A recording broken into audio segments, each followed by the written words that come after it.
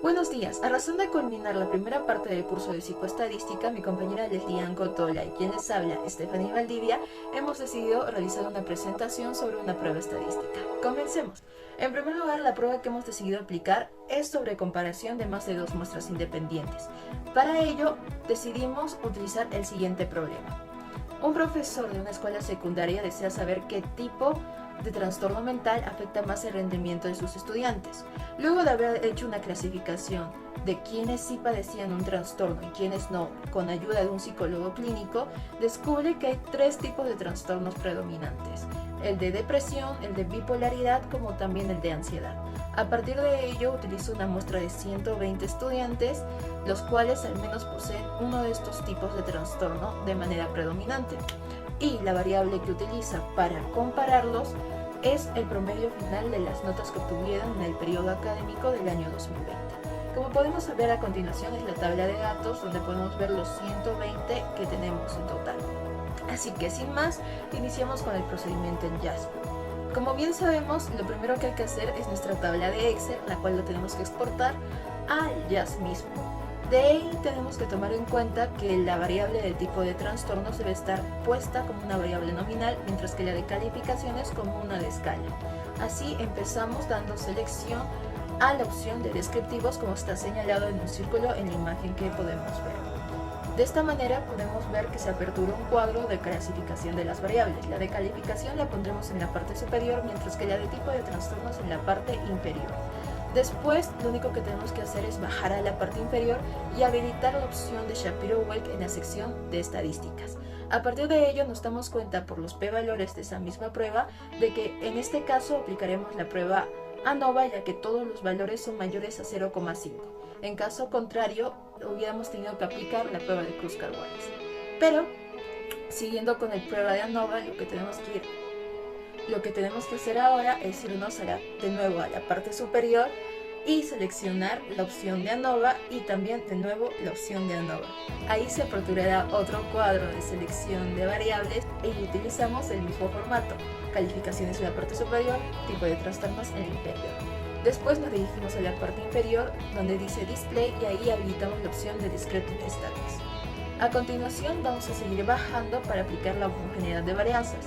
En la sección de Assumption Checks habilitamos la opción de Homogeneity Test. En ello, primero tenemos que darnos cuenta en la tabla misma si el p-valor que vota es mayor o menor a 0,5. Como en este caso es mayor a 0,5, no aplicamos ninguna corrección. Caso contrario, tendría que hacer alguna de las dos opciones que podemos ver en la primera toma de captura de pantalla. Después aplicamos el Post-Op Test. En este solamente vamos a utilizar la variable de tipo de trastorno, la cual la tenemos que pasar al otro recuadro y seleccionar en el tipo estándar, mientras que en el de corrección la de tipo Tucker. En caso hubiera sido una prueba no paramétrica, tendríamos que obligatoriamente hacerlo con la de Dan, pero en este caso, como es ANOVA, podemos aplicar cualquier tipo de corrección que vemos debajo de Tucker. Finalmente, la última tabla que también vamos a aplicar es la del gráfico descriptivo. Para ello seguimos bajando en la tabla de opciones hasta llegar a la sección de Descriptive Plots. En ella pasamos la variable del tipo de trastornos a la sección que dice Horizontal Axis. Y finalmente habilitamos la opción de Display Error Bars. Ahora pasemos a la interpretación de las tablas que hemos obtenido del JASP. Empecemos con los supuestos paramétricos. La prueba de Shapiro-Wilk. El p-valor de las tres muestras fueron mayores que 0,05. Entonces, todas ellas poseían distribución normal. Por ello se aplicó la prueba ANOVA. En caso uno o dos de ellos hubieran sido menores a 0,05, se aplicaba Kruskal-Wallis. Para analizar la homogeneidad de varianzas se aplicó la prueba de Levien. El p-valor obtenido fue mayor a 0,05, entonces sí había homogeneidad de varianzas y no era necesario aplicar ninguna corrección. En caso hubiéramos obtenido un valor menor a 0,05, entonces tendríamos que aplicar alguna corrección, Brown o Welch, cualquiera de las dos. Ahora vayamos a los cuadros descriptivos. En el cuadro de la derecha se puede apreciar los promedios de notas para los tres trastornos. Podemos notar que el mayor promedio, que es de 14,650 puntos, pertenecen a aquellos que padecen el trastorno de depresión, y el menor promedio, que es de 13,950 puntos, pertenece a aquellos que padecen el trastorno de bipolaridad. A partir del gráfico se puede inferir que puede que no haya una diferencia significativa. ¿Por qué? Por los intervalos de confianza, porque los tres comparten un espacio en común, pero eso lo comprobaremos en el siguiente cuadro. Pero antes, la hipótesis nula. No existe diferencia significativa entre las medias de los promedios anuales de los estudiantes con diferentes trastornos mentales. Ahora sí, el cuadro de ANOVA. El p-valor obtenido fue mayor a 0,05.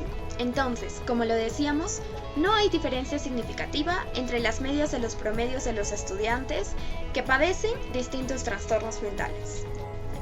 Todo el análisis anterior mencionado ha sido de las tres muestras en general. Pero ¿qué pasaría si las analizamos de 2 en 2? Para ello aplicamos la prueba de Post-Hoc. La primera comparación que se realizó fue entre el trastorno de ansiedad y el trastorno de bipolaridad.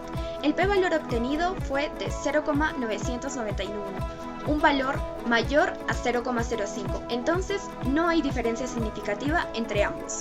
Pasamos a la siguiente, entre el trastorno de ansiedad y el trastorno de depresión. El p-valor obtenido fue de 0,214. También mayor que 0,05, entonces no hay diferencia significativa entre ambos. Y por último, entre el trastorno de bipolaridad y el trastorno de depresión, el p-valor obtenido fue de 0,168, mayor a 0,05, entonces tampoco hay una diferencia significativa entre ambos. Ahora bien, las conclusiones. Primero, se acepta la hipótesis nula, que no hay una diferencia significativa entre ambos promedios. Y también podemos decir que no hay un tipo de trastorno en específico que afecte el rendimiento académico más que otro. Esto debido a la prueba de Post-Hoc que aplicamos. Hasta ahí sería el análisis.